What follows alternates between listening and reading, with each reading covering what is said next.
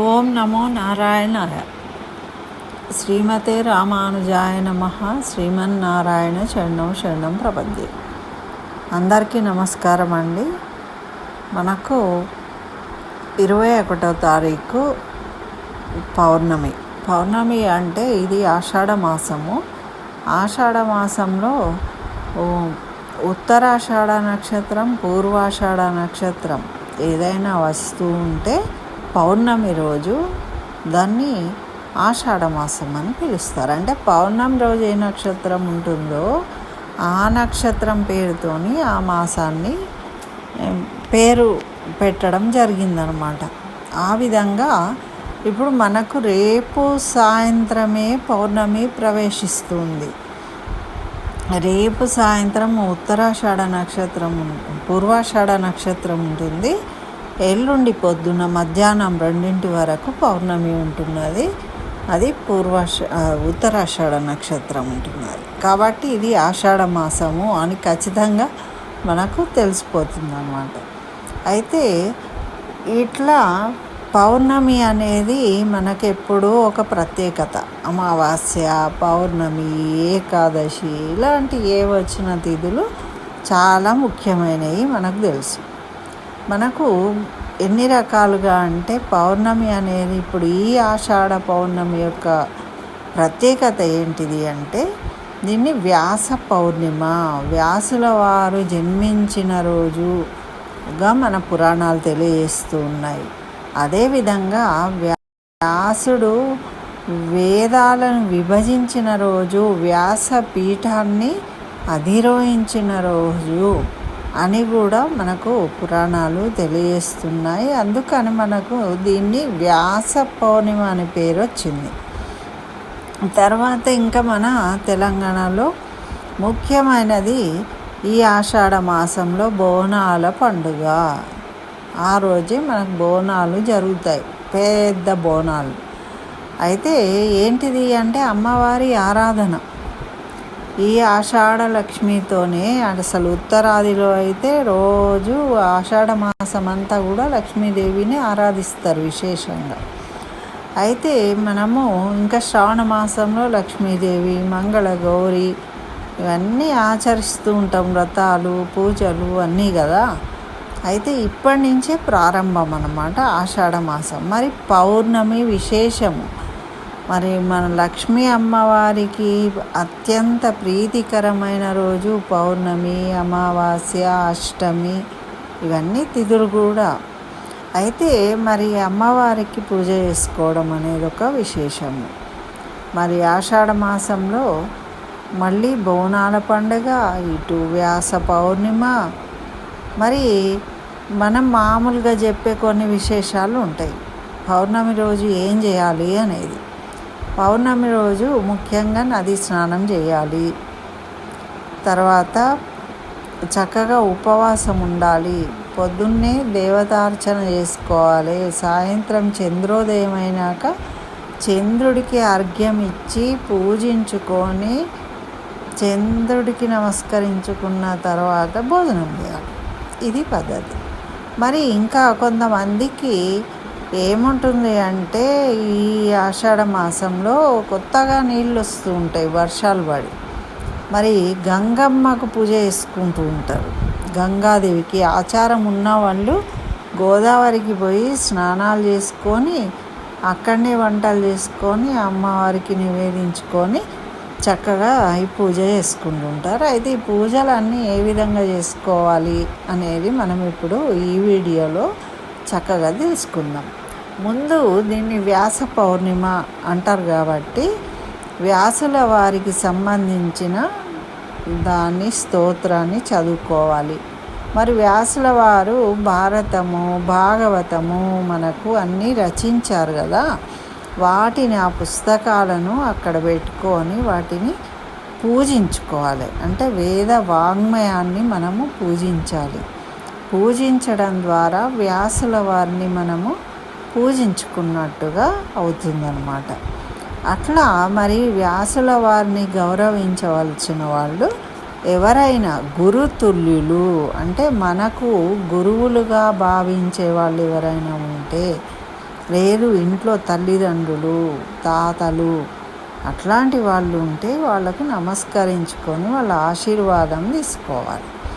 అట్లా తీసుకుంటే మనకు మంచి జరుగుతుంది, మేలు జరుగుతుంది. మరి గురు స్తోత్రము, మరి గురువు పూజ చేయడం వల్ల ఏమవుతుంది అంటే మనకేమైనా గురు దోషాలు ఉంటే కనుక అవి తొలగిపోతాయి. ఏవైనా మనం చేస్తూ ఉన్న దాంట్లో ఎప్పుడూ ఆటంకాలు ఎదురవుతూ ఉంటాయి. ఎంతకు ఎదుగుదల అనేది ఉండదు.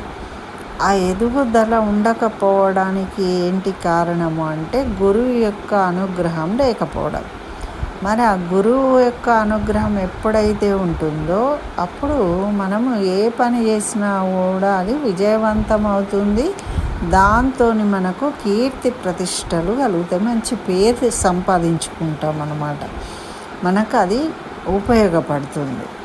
అందుకని మనము ఈ వ్యాస పౌర్ణమి రోజు ఆ విధంగా మంచిగా ఎవరైనా గురువు తుల్యులు ఉంటే వాళ్ళను పూజించుకుని నమస్కరించుకోవాలి. అటువంటి వాళ్ళు మా జీవితంలో ఎవరు లేరు అంటే కొంతమంది ఉపదేశాలు తీసుకుంటూ ఉంటారు. అటువంటి గురువులకు నమస్కరించుకోవాలి. తర్వాత రామాయణము, భారతం చదువుకోవాలి. మరి భాగవతం చదవాలి, వ్యాసుల వారు రచించినవి. అట్లా పఠనం ద్వారా మనకు గురు దోషం అనేది నశించి అది తొలగిపోయి గురు అనుగ్రహం కలుగుతుందన్నమాట. అందుకని మనము ఈ విధంగా చేసుకోవాలి. అది ఒకటి. మరి ఇంకొకటి ఏంటిది, పౌర్ణమి రోజు మనము చేయవలసినవి కొన్ని పనులు ఉంటాయి. మన ఇంట్లో కొన్ని వస్తువులను పెడుతూ ఉంటాం. మనం ఎప్పుడు కూడా క్లీనింగ్ అనేది చేయకూడదు పౌర్ణమి రోజు. జస్ట్ కేవలము వస్తువులను, స్థలాన్ని మార్చాలి. ఒక స్థలంలో ఉన్నదాన్ని ఏళ్ళకేళ్ళు అలాగే ఉంచుకోకూడదు. వాటిని, స్థలాన్ని మార్చడం అంటే మన సాంప్రదాయం ఏంటిది అంటే మనుషులే కాదు, ప్రతి వస్తువు, ఇల్లు కూడా వాస్తు పురుషుడు అంటాం మనం. అంటే ఒక జీవం ఉన్నదా అది అన్నట్టు ప్రతి దాంట్లో జీవం ఉంటుంది, కొంత శక్తిని కలిగి ఉంటాయి.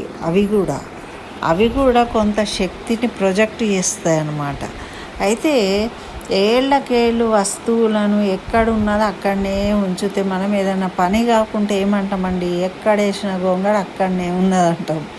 అంటే ఎక్కడ ఉన్నది అక్కడ కదలకుండా ఉంటే చైతన్యం లేకుండా ఉంటుంది, ఇంట్లో నెగటివ్ ఎనర్జీ అనేది ఉంటుంది. కాబట్టి మన వాళ్ళు ఏం చెప్తారంటే ప్రతి పౌర్ణమికి కనీసం మనకు పెట్టుకునే సామాన్లు, కిచెన్లో కానీ షోకేస్లో కానీ ఇట్లా పెట్టుకున్న సామాన్లను కొంచెం అటు ఇటు కదిలిస్తూ ఉండాలి. ఎప్పుడు ఒకటేలాగా ఉండకుండా అట్లా కదిలించడం అంటే ఏంటి, వాటిని ఆల్రెడీ మనం శుభ్రం చేసుకుని పెట్టుకుంటాం కాబట్టి ఆ ప్లేసు సేమ్ అదే ప్లేస్లో పెట్టకుండా కొంచెం వాటి ప్లేసులు మార్చాలట. ఆ విధంగా అంటే కనీసము 27 నక్షత్రాలు కాబట్టి ఈ చంద్రుడికి 27 మంది భార్యలు కాబట్టి 27 వస్తువులను మార్చాలి అని శాస్త్రం చెప్తుంది. కానీ మనము 27 కాకుండా కనీసం ఒక 2, 3, కనీసం ఒక 4 గుర్తుపెట్టుకొని వాటి ఉన్న ప్లేస్ నుంచి వేరే ప్లేస్కు మార్చుకోవడం వల్ల మనలో చైతన్యం కలుగుతుందట. ఆ ఇంట్లో జరిగే కార్యక్రమాలు ఆగిపోతూ ఉంటాయి కదా, ఈ విధంగా చేంజెస్ చేసినప్పుడు దానివల్ల ఫలితము అనేది మనకు పాజిటివ్గా వచ్చే అవకాశాలు ఉంటాయి. మనం ఒక్కొక్కసారి అనుకుంటూ ఉంటాం కూడా, అయ్యో రోజు ఇక్కడ పెట్టేది అక్కడ పెట్టిన వల్ల ఇట్లా అయిపోయింది అని. అంటే అది మార్పు వల్ల మనకు ఏదో జరుగుతుంది. మంచి జరిగితే మనం గుర్తించం, కానీ చెడు జరిగినప్పుడు గుర్తిస్తాం కదా. కానీ ఇది రెగ్యులర్గా చేస్తూ ఉంటే ఏంటి, మనం రోజు వాడుకునేవి మనలో ఉన్న నెగటివ్ అనేది, మన చుట్టూ ఉన్న పరిసరాల్లో నెగటివ్ ఎనర్జీ ఉంటే అది వెళ్ళిపోతుంది అని మన పెద్దలు చెప్పారు. కాబట్టి ఆ విధంగా ట్రై చేయండి. తర్వాత ఇంకొకటి ఏంటి, మనము ఉపవాసం ఉండడము, లక్ష్మీ అమ్మవారిని పూజించుకోవడం. అది మనం ఎప్పుడు ప్రదోష వేళలో చేస్తాం కాబట్టి ఉదయం తిథిని పాటించే వాళ్ళు ఎల్లుండి పౌర్ణమి కాబట్టి ఆ రోజు చేసుకోవాలి. రాత్రి పౌర్ణమి గడియలు ఉన్నాయి కాబట్టి రేపు సాయంత్రం చేసుకోవచ్చు లక్ష్మీ పూజ. లక్ష్మీ అమ్మవారిని చక్కగా రేపు చేసుకున్నట్టయితే చక్కగా పసుపు రంగు పూలతోని పూజ చేసుకొని పాయసాన్ని నివేదించాలి. అదేవిధంగా కొంత పాయసాన్ని చంద్రుడికి కూడా నివేదించుకోవాలి. అట్లా చంద్రుడికి కూడా చంద్ర దర్శనం రేపు పౌర్ణమి సాయంత్రం రాత్రి ఉంటున్నది కాబట్టి రేపు మనం దర్శనం చేసుకొని నమస్కరించుకోవాలి. ఆ విధంగా చేయడం వల్ల ఏమవుతుంది అంటే మనకు ఆరోగ్యం బాగుంటుంది. చంద్రుని యొక్క చంద్రగ్రహ దోషాలు ఉంటే పోతాయి. మళ్ళీ చంద్రుడు ఓషధులను ప్రసారిస్తాడు కాబట్టి మన ఆరోగ్యం కుదుట పడుతుంది. చిత్త చాంచల్యం అనేది ఉండదు. మన కారకుడు కాబట్టి మనసు ప్రశాంతంగా అవుతుంది. మళ్ళీ అదేవిధంగా మనకు చంద్ర సహోదరి అమ్మవారు కాబట్టి లక్ష్మీ అనుగ్రహంతో మనకు చక్కగా ధన ప్రాప్తి కూడా కలుగుతుంది అని మన పెద్దలు చెప్తూ ఉంటారు కాబట్టి ఆ విధంగా చేసుకుందాం.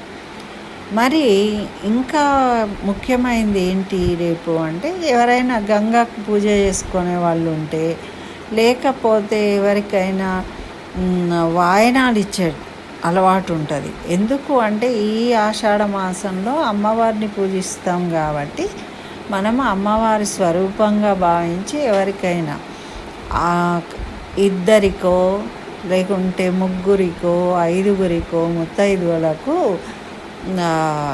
ఈ మొంటల వాయినాలు ఇస్తారండి. మొంటల వాయినాలు అంటే అందులో చక్కగా అన్ని అలంకరణ వస్తువులు ఉంటాయి. దువ్వెనలు, అద్దాలు, పౌడరు, బొట్టు, కుంకుమ, పసుపు, మళ్ళీ ఒక రవిక బట్టలు, 2 కుడుకలు, ఒక ఇస్తే కనుక ఒక చీర, ఇవన్నీ ఆ మొంటలలో పెట్టేసి వాటిని వాయనంగా ఇవ్వడం అనేది ఒక ఆచారం ఉంది. ఎందుకు అంటే స్త్రీలు సౌభాగ్యం కోసం చేస్తారు ఇది. అలా చేసే అలవాటు ఉన్న వాళ్ళు దాన్ని కూడా నిర్వహించుకోవచ్చు. అయితే ఎల్లుండి పౌర్ణమి రోజు చేసుకోవచ్చు. రేపు సాయంత్రం పూజ చేసుకొని రేపైనా కూడా ఈ విధంగా వాయనాలు ఇచ్చుకోవచ్చు. ఎందుకు అంటే ఈ వాయనాలు ఇలా ఇవ్వడం ఆడవాళ్లకు ఉపయోగపడే వస్తువులను మనము ఇవ్వడం అన్నమాట. దాని ద్వారా మనకు ఒక ఆచారం, ఆ ఆచారాన్ని పాటించడం వల్ల మనకు ఆనందం కలుగుతుంది, మనలో చైతన్యం కలుగుతుంది. అది ఇచ్చిన వాళ్ళకి ఉపయోగకరంగా కూడా ఉంటుంది అని ఈ సిస్టమ్ తయారు చేసిండ్రు మన పెద్దవాళ్ళు. కాబట్టి మీకు ఏ విధంగా వీలుంటే ఆ విధంగా మీరు మీ ఆచారాలు ఎలా ఉంటే మీ ఇంటి ఆచారాలు అలా చేసుకోండి. మీకు అటువంటి ఆచారాలు ఏమీ తెలియదు అంటే నార్మల్గా మనం లక్ష్మీదేవికి పూజ చేసుకోవాలి, పూజ చేసుకోవచ్చు. పూజ ఎవరైనా చేసుకోవచ్చు, దాంట్లో దోషం ఏమీ లేదు. కాబట్టి చంద్ర దర్శనం చేసుకోవచ్చు, లక్ష్మీ అమ్మవారిని పూజ చేసుకోవచ్చు.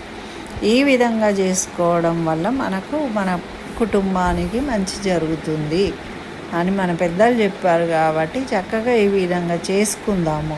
కొంతమందికి ఇంకా వీలుంటే సత్యనారాయణ పూజలు చేసుకుంటూ ఉంటారు, సత్యనారాయణ కథను పారాయణం చేసుకుంటూ ఉంటారు.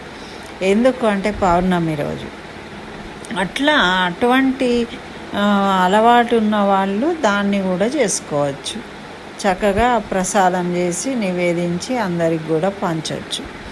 అట్లా ఇంకా రేపు శనివారము సాయంత్రము చక్కగా ఉపవాసం ఉండి సత్యనారాయణ పారాయణం చేసుకోవచ్చు, సత్యనారాయణ వ్రతం చేసుకోవచ్చు. లేదు ఏదైనా గుడికి వెళ్ళి మనం ప్రసాదాన్ని వినియోగించవచ్చు. అక్కడ కూడా 10 మందికి పెట్టడం వల్ల మనకు పుణ్యం కలుగుతుంది.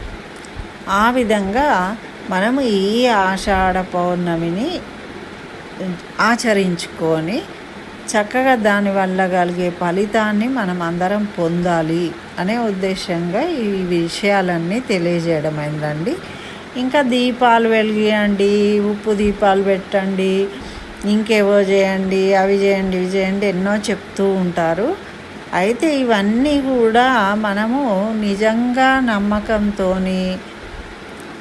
అవి కావాలి అని వాళ్ళు అడిగినవి చేస్తే చేసుకోవచ్చు, లేకుంటే లేదు. దాంట్లోని పెద్ద విషయం కాదు అది. మనం నార్మల్గా చేసే విషయాలు నేను తెలియజేస్తాను. ఎందుకు అంటే మనము సాత్వికమైన దేవతలను పూజిస్తాము. నమ్మకంతో మనము పూజించడం వల్ల మనకు ఆ దేవతల యొక్క అనుగ్రహం ఉంటుంది అని మన పెద్దలు చెప్పారు. కాబట్టి నేను అదే నమ్ముతాను. నేను అదే విషయాన్ని మీకు కూడా షేర్ చేస్తూ ఉన్నాను. కాబట్టి ఈ విధంగా మనము పౌర్ణమిని ఆచరించుకొని చక్కగా అమ్మవారి అనుగ్రహాన్ని పొందుదాము. అదేవిధంగా గురువుల అనుగ్రహాన్ని పొందుదాము, చంద్రుని అనుగ్రహాన్ని పొందవచ్చు. ఇవన్నీ చేసుకోవడం వల్ల మనకు మనసు ప్రశాంతి ఉంటుంది, చైతన్యము కలుగుతుంది, ఉత్సాహము కలుగుతుంది. తద్వారా మనకు ఆటోమేటిక్గా మంచి జరుగుతుంది అని భావిస్తూ మీకు ఈ వీడియోను చేయడం జరిగిందండి. తప్పకుండా అందరూ చూడండి. నచ్చితే లైక్ చేయండి, షేర్ చేయండి. ఇంకా నా ఛానల్ సబ్స్క్రైబ్ చేయకుండా సబ్స్క్రైబ్ చేయండి. స్వస్తి. జై శ్రీమన్నారాయణ. సర్వం శ్రీకృష్ణ చరణారవిందార్పణమస్తు.